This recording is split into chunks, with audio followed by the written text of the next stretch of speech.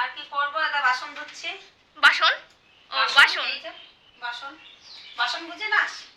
হ্যাঁ বাসন বলে।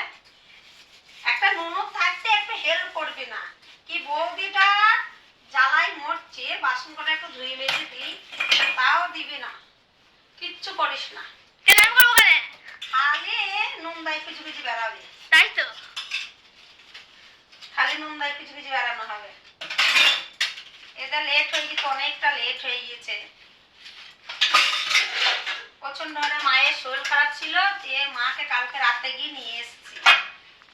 এখন ছেলেকে দিয়ে ডাক্তারখানায় পাঠালাম, আর আমি দেখছি বাসনটা ধুয়ে নিই, ধুয়ে নিয়ে তারপর রান্না বসাবো। আর বাসন ধুয়ে বললাম কি করবো, রান্না বান্না কি করব আর কি বলি। তো দাদা 2 রকম মাছ নিয়ে এসছে, জানছে আমি বাড়িতে কালকে রাতে গিয়েছি, আস্তে আস্তে আমার লেট হয়ে যাবে। আর তো দাদা তাও 2 রকম মাছ এনেছে। সেই মাছ কটা বাছলাম, বেছে ধুয়ে এই বাড়িতে হাত দিচ্ছে। আমার বাড়ি ঘরের অবস্থা দেখ কি অবস্থা হয়ে আছে, কিচ্ছু করা হয়নি। তুই কেমন আছিস বল? আমি ভাই বিন্দাস, আমি বিন্দাস আছি। বিন্দাস আছিস তো কি? শুনে তো শান্তি পেলাম। বাবা রে, আমি নেই রে।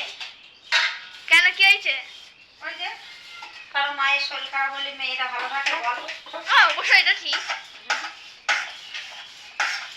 তাই কালকে বলছিলাম না কি একটা সমস্যা, মায়ের শরীর খারাপ, তাই তোমাদের বলতেও পারিনি, দেখাতেও পারিনি।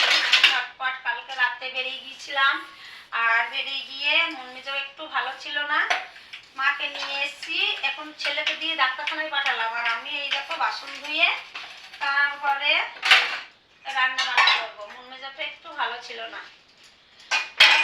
এখন নিয়ে এসে ছোট ছেলেকে দিলাম, বললাম ডাক্তারখানায় যা নিয়ে যা। আর এখানেই আমাদের বেথাদৌড়িতেই হসপিটালের মোড়ে নিজের যে ডাক্তার দেখাবে, আর ছেলে চলে গেছে ডাক্তার দেখাতে।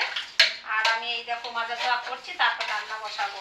আর তার ভেতরে আবার তোমাদের দাদা ভাই, তো দাদার কাজ 2 রকম মাছ নিয়ে এসছে। আর আমাকে ফোনে বলছে দীপা আমি মাছ নিয়ে রেখে দিলাম ঘরে, তারপর সেই মাছ দিলাম, দাদা তোকে দেখাচ্ছি কত ছোট ছোট মাছ। যদি আবার একটু বড় মাছ হতো তাহলে আবার হতো। আর এত ছোট ছোট বেলা কাজ করে শেষ করতে পারছি না, তাতে আবার শীত, ওইটাই মুশকিল। ওইটা মানে প্রচন্ড হারে মুশকিল।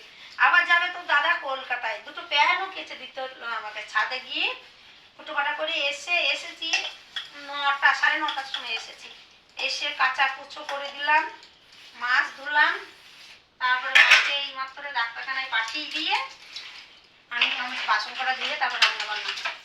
আবার রান্নাঘরে চলে এসেছি, আর এই দেখো রান্নাঘরে রান্না করছি। কি রান্না করছি তোমাদের সবটা দেখাই।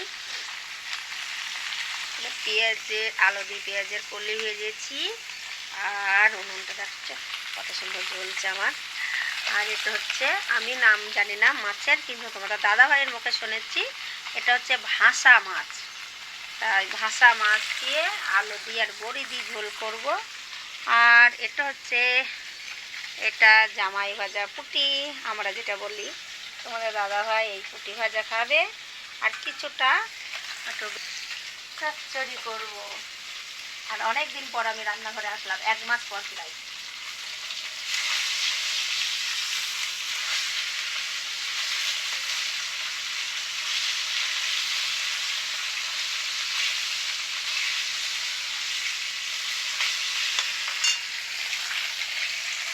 তো এই ঘরের অবস্থা কি, প্রচন্ড হারে সেন্টেড। আর তোমাদের দাদা ভাই সব কাজের জিনিসগুলো রেখেছে, তাই রান্নাঘরে আসতে পারিনি। আজকে একটু জায়গা করে আসলাম, একটু আমি ফাঁকা করে রান্নাঘরে চলে আসলাম। রান্না বান্না করে নিই, আর ভাতটা আমার গ্যাসে হয়ে গেছে, আর ভাত হয়ে গেছে, আমার কমপ্লিট হয়ে গেছে। আর এই দেখো পুঁটি মাছের ঝাল বানিয়েছি, আর হচ্ছে কটা পুঁটি মাছ ভাজা রেখেছি তোমাদের দাদাভাইয়ের জন্যে। পেঁয়াজের কলি আলু ভাজা তো আর আগেই দেখিয়েছি, হয়ে গেছে। আর এই দেখো মাছের ঝোল, আর হচ্ছে কলাইয়ের বড়ি খুব সুন্দর ফুলেছে। আর এইবারকার বড়িগুলো মা দিয়েছে। আর অনেকক্ষণ আগে হয়ে গেছে, স্নান ধান পুজো সবই হয়ে গেছে, কিন্তু আমার মা এখনো অবধি আসেনি। 3টে বাজে, আমার খুব টেনশন হচ্ছে, জানো না, ভীষণ টেনশন হচ্ছে। আর এটা স্বাভাবিক কথা, আমার ছোট ছেলের মা গিয়েছে সেই অনেকক্ষণ আগে, 3 ঘন্টা আগে। কিন্তু প্রচণ্ড হারে টেনশন হচ্ছে আমার, এখনো কেন আসলো না, ভীষণ টেনশন হচ্ছে। দেখি রাস্তা থেকে গিয়ে দাঁড়িয়ে দেখি।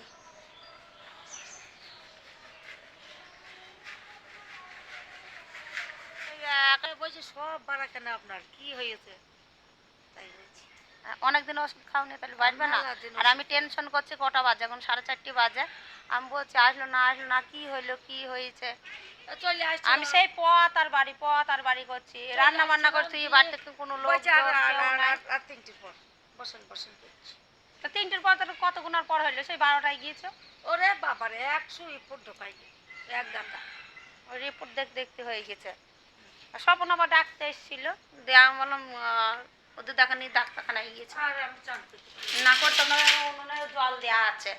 আর এও বাড়ি আসেনি, কেউ বাড়িতে নাই। আর এরা একা একা রান্না করে আমি খাবো?